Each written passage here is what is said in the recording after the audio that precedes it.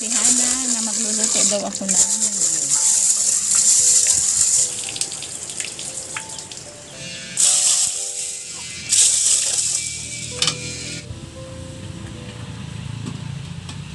Mga ka-sisters, magpapaksiw tayo ng isda na. Yan, ang tawag dito sa isda na to ay salmonite. Yan, huli sa lambat. Pero hindi ako ang naglambat. Manitis yan, no? Hindi. Oh, napakasarap to paksiw. Kaya papaksiw natin. Kamatis.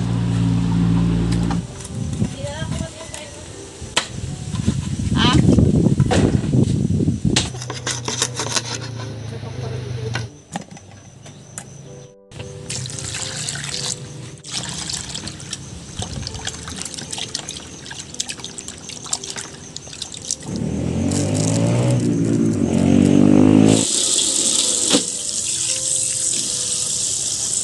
Itong gabi mga ka-sisters ay ihalo natin sa pinaksiw na isda. Gabi na may paksiw. Sarap.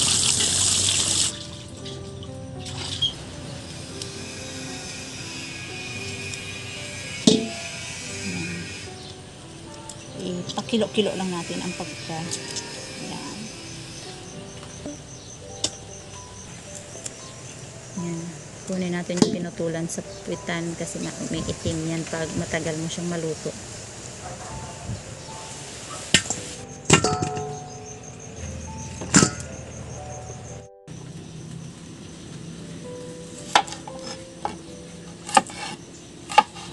Kamahal ng kamatis ngayon.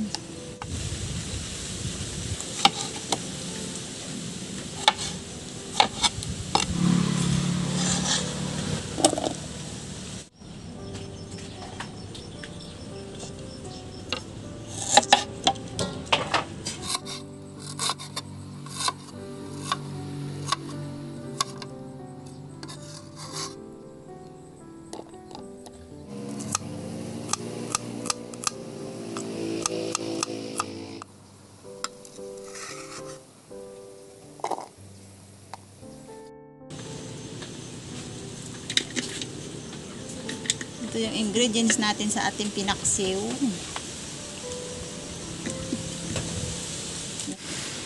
Ibang mga spices ay ipailalim ko para hindi dumikit yung isda sa kawali.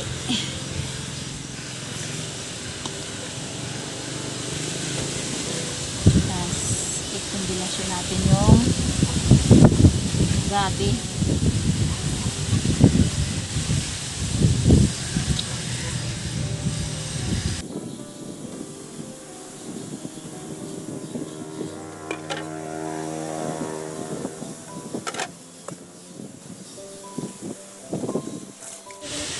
Lagyan natin ng suka.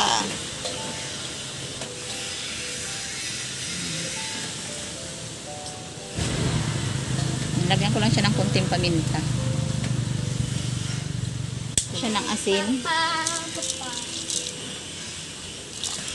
Pakanta-kanta pa si Mark. Ayan, tubig. Tamang tubig lang.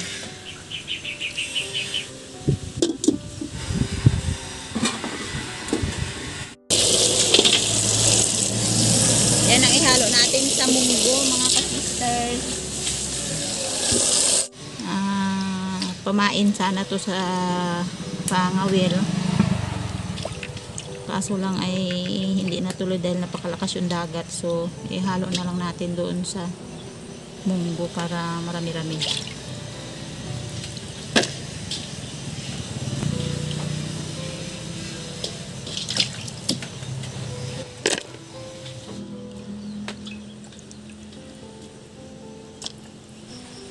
Sana nga palaya mga ka-sisters. Ito ay ang palaya na nabuhay lang malapit sa tawid ng kasada. Yung ano lang, yung talbos lang ang ano natin. Ang dami siya oh, palaya oh. Ang palaya ligaw. Ligaw ang palaya. Nakalibre ako ng dahon ng ampalaya mga ka-sisters. Kasi ito ay mas nauna siyang nagtubo. Kaysa tinanim ko. Yan, yung dahon. May bunga din ito siya. Pero ano siya, oh, yung bunga yun sa ilalim. Ito na yun. Ito, oh. Oh, nahinog na. Sira. Sira. Pero dahon lang talaga ang kailangan natin dito.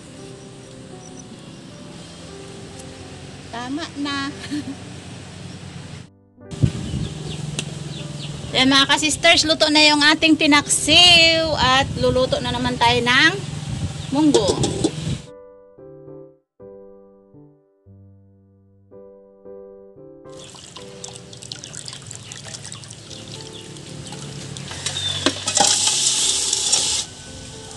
Yan, iluluto mo natin ito sa asin.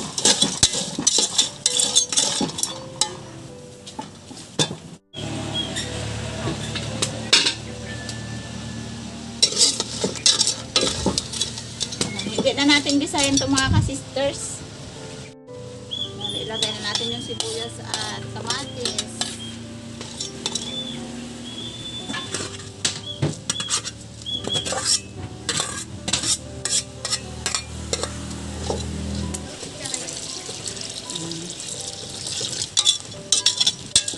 Ilagay natin ng tama lang ang sabaw ito.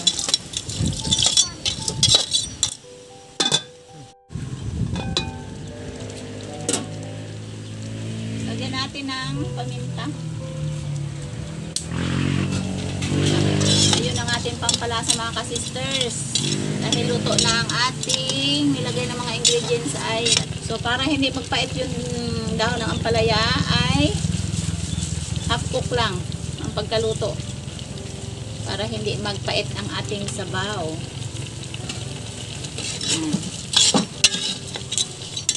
Palaya at munggo lang mga ka-sisters ay okay na. Yan ang pakalasa.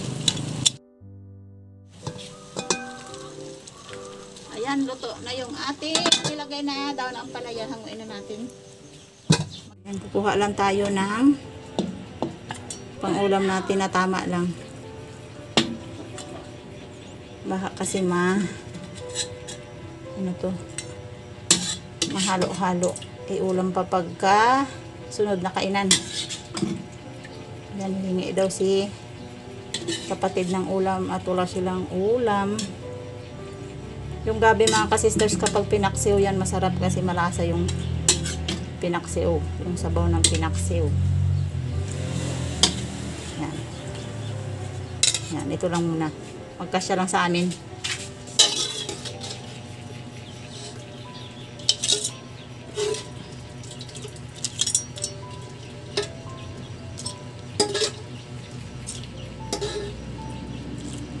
Ayan mga ka-sisters, tapos na ako magluto at kakain na kami ng tanghalian. So, nakadalawang putahe kami ng ulam ngayon dahil gusto ni Hana ay may munggo. Pray na tayo. Thank you Lord sa maraming pagpapala at sa buhay. In Jesus name. Amen. Kain tayo mga ka-sisters.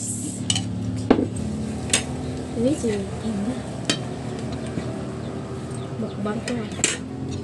Aray, kasarap-sarap naman ang pinaksiw na gabi sa isda.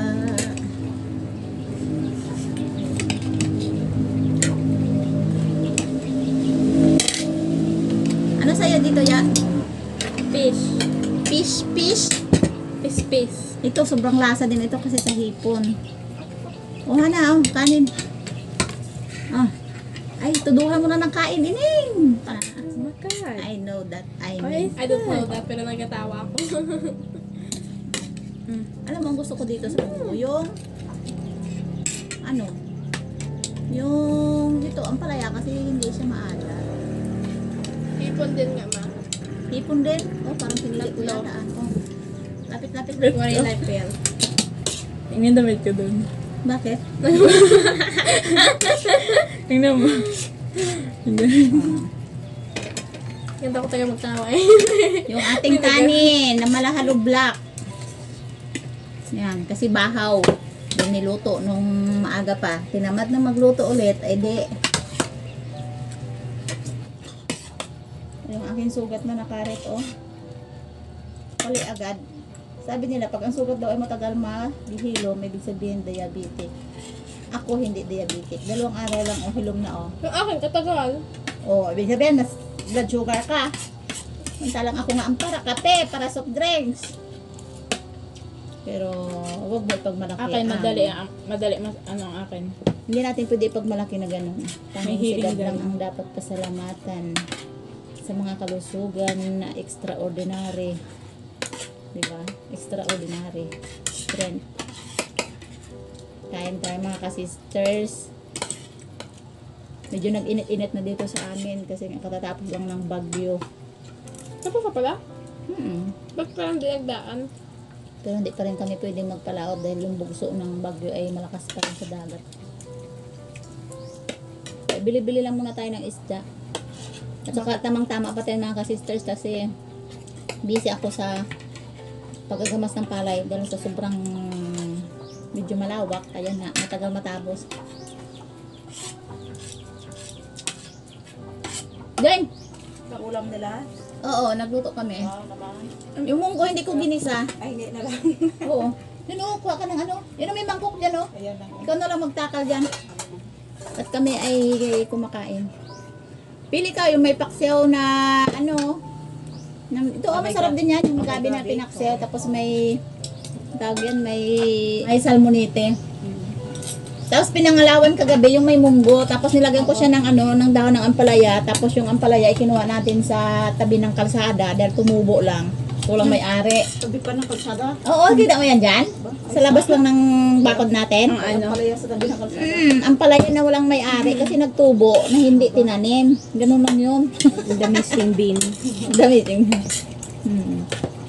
Kami nagkain sa loob. Baka kasi mag-ulan eh. Tok-tok. Si Ana, tapos na. Bye-bye na mga ka-sister. Bye! Thank you sa ulam. Thank you daw sa ulam, sabi ni Jen.